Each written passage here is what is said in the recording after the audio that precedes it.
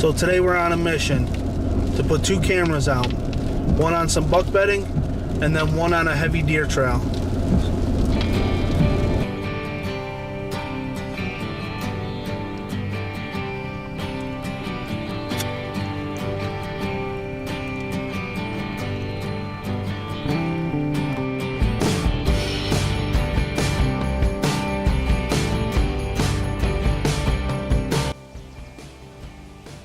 We're heading to spot number 1.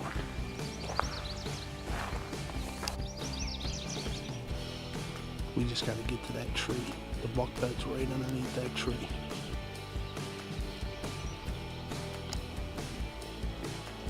So we got to where the buck likes to bed, but I'm not seeing any spring or summer activity. Not even seeing any droppings in here. So I wonder what's going on. It might just be they bed here in the wintertime.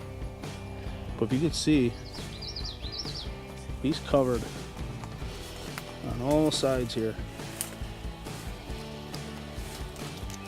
That's a 360 view.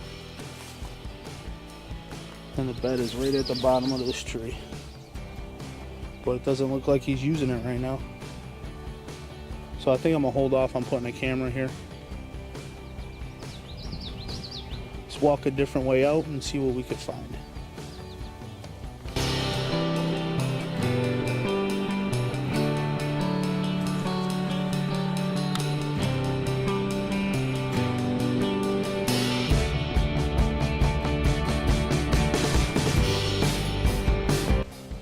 So now we're on the way to our second spot. First one, consider a bust. Let's see what this one does.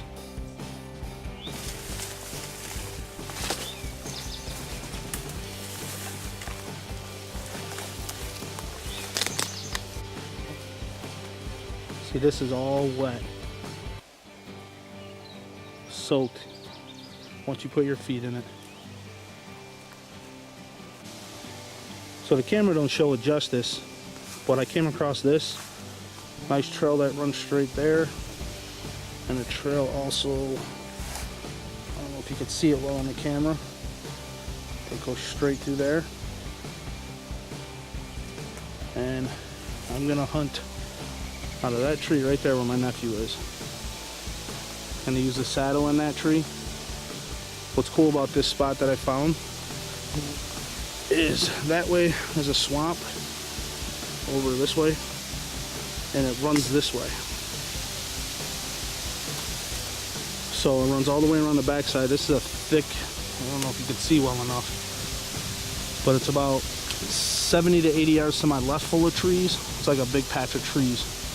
And I'm gonna be right on the edge of it. I got a feeling because that swamp narrows down over here that it pinches them. That's why they're taking this trail, because then that swamp opens back up over this way. So it's probably the easiest way for them to cross that swamp. So we're about 100 yards from that last spot I just showed you. And there was some pine trees in the middle of the swamp that we went to. You can see the trail coming right through it. And if you look close, you got acorns. So it's actually an acorn tree.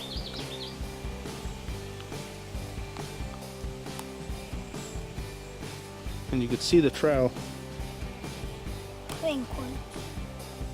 runs clearly right through there. This will be a good spot for a camera. So now we're headed to spot number 3. This is a spot I actually put a camera up every year, and I get tons of bucks and tons of does. That's where I first got the picture of the big 8 I was chasing last year. Now I can't wait to get there, put the camera up and let it soak. I might leave it there all the way till the end of hunting season so that I can see what kind of patterns they're doing throughout the year also when the pressure's on.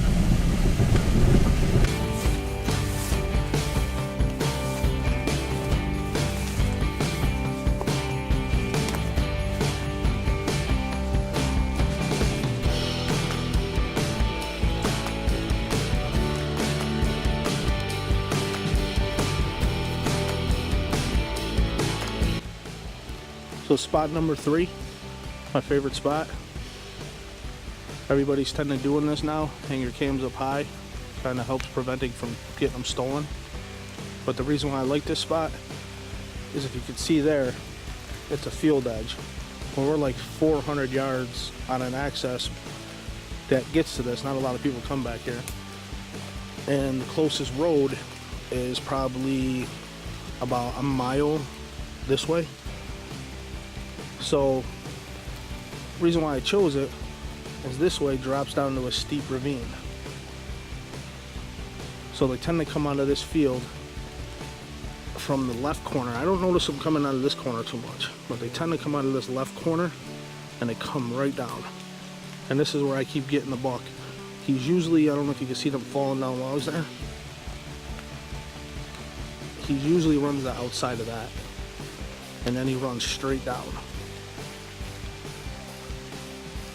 Definitely my favorite spot. So that's gonna wrap up today. Quick little scout, hung a camera. It was my nephew's first time actually really walking the woods with me. He never did anything like that before, so I was proud of him. Thanks for watching, guys.